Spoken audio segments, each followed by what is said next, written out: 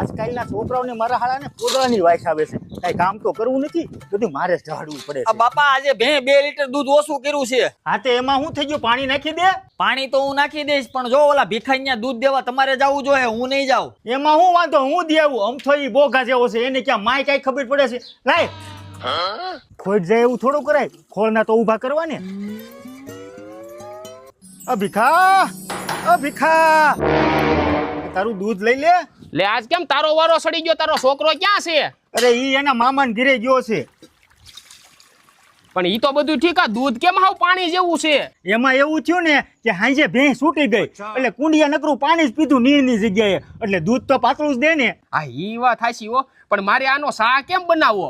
તું શા બનાય ત્યારે પાણી નાખેસ કે નહીં? હા તો તારે હવે પાણી નહીં નાખવું પડે. તારી ઈ વાત હાચી. લે આમ જો, કાલથી મારે આવું ને આવું દૂધ આવવું જોઈએ, અને 2 લીટર વધારે દેતો જાય છે.